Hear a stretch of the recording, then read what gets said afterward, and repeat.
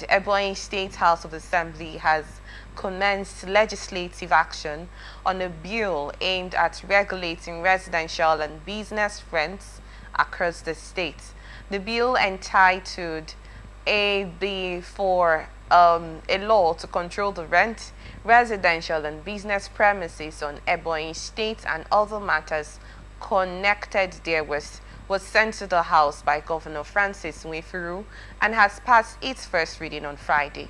Reading the debate, the leader of the House, Kingsley Ikoro,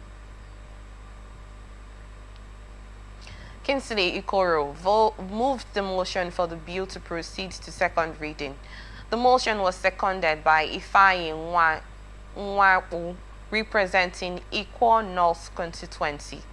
Ikoro described the bill as people-oriented and timely, noting that a significant number of court cases in the state stemmed from landlord-tenant disputes.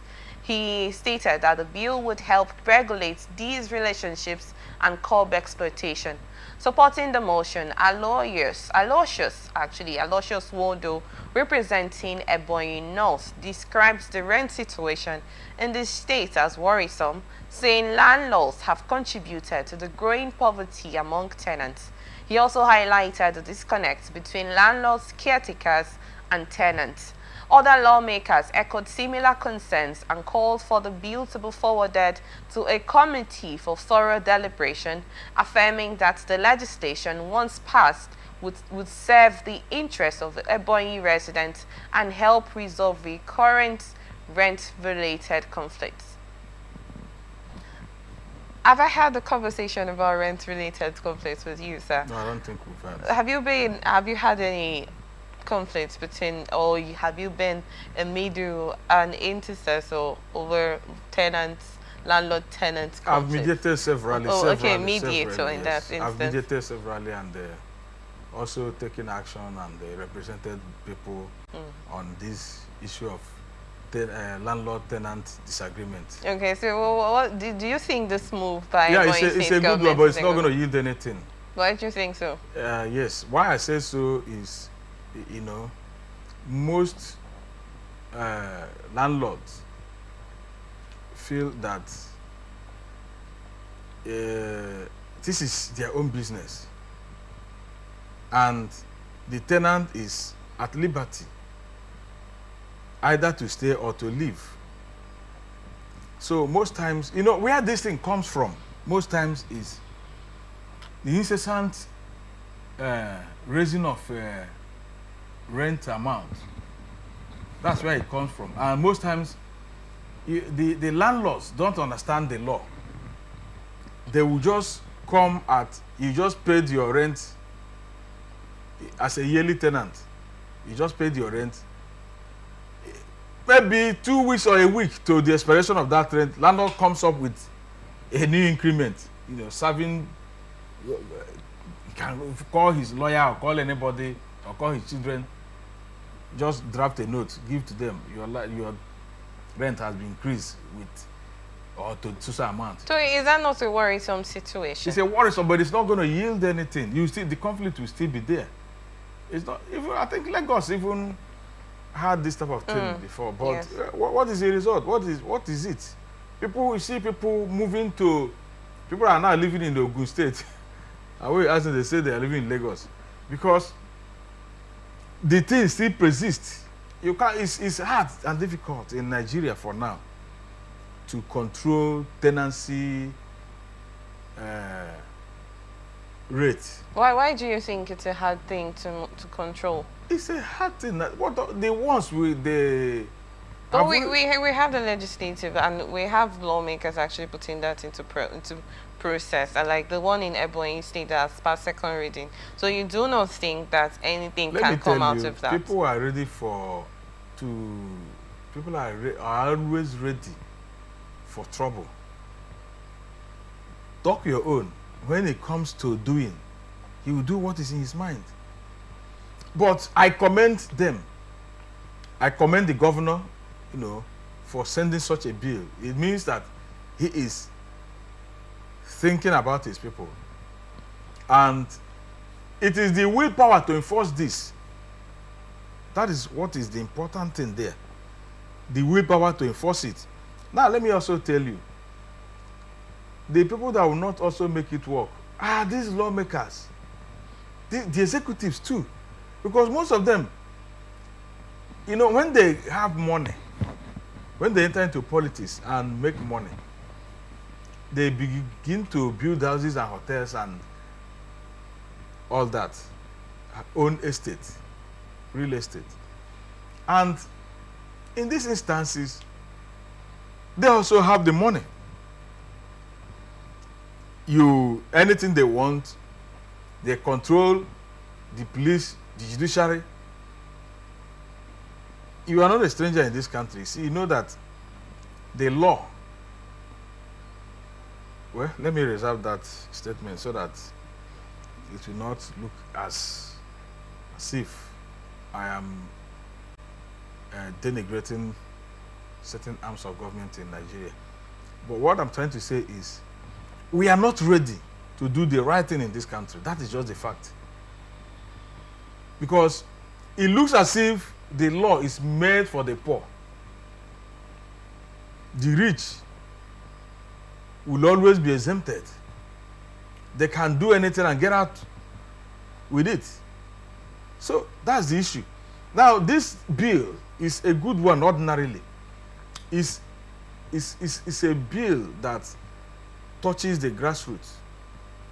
If well implemented, if the guideline will be followed, it can curb the disagreement and conflict between landlords and tenants.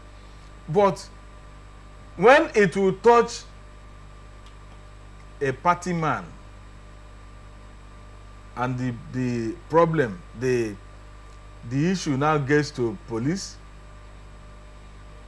will there still be justice? It leaves police and gets to the judiciary. Will the poor man also see justice there? That is why I said it looks as if it's just a waste of time, because we are not ready to do the right thing in this country. Until we are ready, things will begin to change. Let me tell you, I read the story of China. China, what brought about, I don't know whether you've heard about the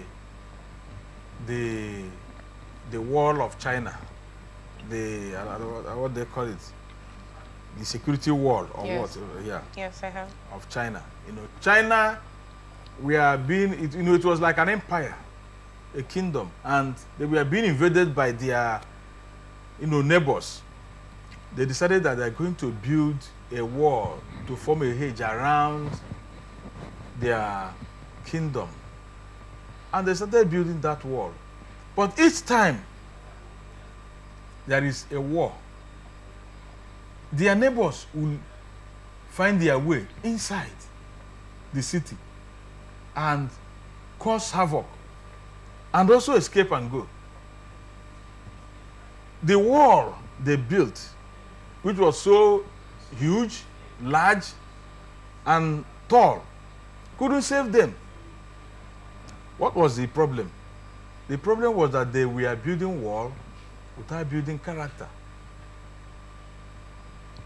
Now, the people, the security men, will take bribe from their enemies and allow the enemies to enter and fight against the people. You see, it's a real life story. Now, but the lesson there is, it is not only sending of bills that is important. These bills, when passed into law, the people who are going to handle it are still human beings within the same place who have been handling other bills. 1979, 1963 Constitution, 1960 Constitution, 1979 Constitution, and all the rest to 1999 Constitution to 2011. It's still the same people. Are we seeing justice? The people, when the character of the people are not affected, when it's not changed, It is not what is written. What is written will be nonsense. Write what you want to write. We'll do what we want to do. So you're saying that in as much as, yes, this is a welcome development and the bill has been passed, if there's no real power amongst the people, there will not be any progress on this particular one. Exactly, that's what I mean. If you do it, if there is no favoritism, for example, any member of the legislators. So what if there's a formation of a union, like a union that would get verified by the government? I've heard something like that almost happening in Port Harcourt, where some individuals that are about to form a union where, you know, they speak against most of this landlord-tenant conflict. You know, someone was actually telling me about a situation where he is also a victim, that he joined a platform or rent agency and all of that, rent platform for house searching and all of that. You know, that they said that to get, you have to join their group first of all, and to join the group you pay a particular fee. If you're searching for a house, let's say you're scouting for a new house, you join the group, you pay a fee to join the group, to register with the group, and then if there's a fixed price, let's say about ₦1 million for a particular rent, that is a fixed price annually. That one is on the side. Then you pay 20% to the agent. Then when you're going for the house hunting, you pay for the transportation of that agent. You pay what do they call it? I think it's an excursion fee or something like that. You pay that fee. You know, there's just so much fee attached to everything. Okay, what is the aim? What's the aim? Just to get a house. Okay. If you're, I'm trying to talk on that part. Like, imagine going through all these rigorous processes and then later involving in something like this. I'm just trying to make it, create a background on that aspect. And then he said that it got to a point that he finally got one. And then they said for the owner of the house to show him the place, he had to pay another amount of money. And then badly, the sockaway, whatever they have in the house, was affected, and he was supposed to pay 50,000, and all of so much rigorous amounts attached to the house. You know, imagine going through all those rigorous processes, and then you get to find an accommodation, and then the landlord gets to, okay, let's say you move in on ₦1 million, and next thing the landlord is increasing it to 1.5, and that's so much attached to it. I don't know if there could be a union where this can be checked into. This can be regulated. All of this whole increase in rents and all, because you are saying that this bill will not be passed. That is your own point. I'm not saying in essence, you're saying that this will not work because of the real power of some people and favoritism, just like you said. If we can get to that point where there won't be any bias situation, where the rule of law will take its course, when there is this landlord-tenant conflict, it will be taken accordingly, and no bias situation. That's the only way this can work. That is it. Yes. So while we're looking at that, I'm just trying to think in essence, if there will be a formation of a union that will also, you know, check on situations like this. Union, is it by tenants? Are you forming a union where they will have association of lawyers, all of that involved, and you know, I'm just thinking in that, because you're a lawyer and you're a legal practitioner. No, I know you've gotten cases. I've said it here. Okay. Now. The issue is, I also mentioned, you failed to mention that the landlords too, most times this thing that is in their mind, this is my house. If you cannot meet up with my demand, you leave. Are you getting it? Okay. So this thing is also part of the problem. So you're saying it's a two-way situation? It's a two-way situation. The landlord will say, you are doing your own business. I'm not putting my eyes on your business. Why are you coming to tell me, control me on how I do my business? You know, these are the challenges. So, but what I'm trying to say is, it's not a bad one, But it's not going to work automatically. It's not going to work automatically. But with constant education and orientation, it can work. Let landlords and tenants know their rights. Landlord, know your rights, and don't overstep your bounds. Tenants, also know your own rights. For the fact that you're a tenant doesn't mean that you don't have a right. Okay. Why you occupying that? So what should a tenant, in this rights, tenant knowing your right situation, when you talked about when landlord just wake up the next morning, increases rent and says if you cannot stay, you move out. You know, when let's say an old an old building that has not, you know, experienced any form of renovation or whatsoever, you know, going through all of those increase in rent on monthly or 3 months, 6 months basis, what should a tenant do in that case? You should pack out or take it to the court. You have to approach the court. Or approach the landlord. Of course, you know you will approach the landlord now. You tell him that you won't be able to. For example, I've given you an example. You know, in this part of the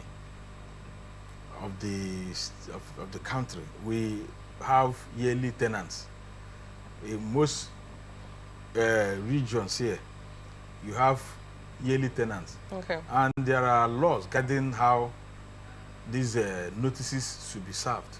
Before your landlord should increase rent, as a yearly tenant, it should also pre-inform you 6 months before the expiration of your rent. And if you cannot meet up to it, you should move out. If he properly serves you, if the time, the duration, okay, is proper, okay, and you cannot meet up, you have to leave. So how? But when you were not properly notified, okay, a week, 2 weeks, 3 weeks, the expiration of your this thing, he comes up with this thing. There's no way you can meet up with such a outrageous increment.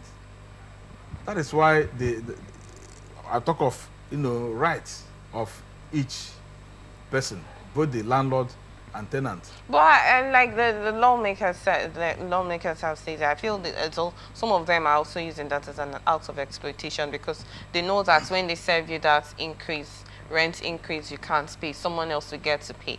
And the line continues. It continues just like that. And like you said, if nothing gets to... If you serve the person, if the person was not properly served, like I keep giving you the example, if you're a yearly tenant, he should at least notify you 6 months before the expiration that this thing will be increased. So within that period, you yourself, you have known that, see, I cannot pay 1.5. You have to begin to look for a way to live. We are paying 1 million, and they notify you that your next rent will be 1 million, 1.5. But at that time, you should know that you'll be able to pay or not. So you wouldn't want, at the expiration of your destiny, you begin to make troubles. The court will throw you out. Okay. That is it. All right.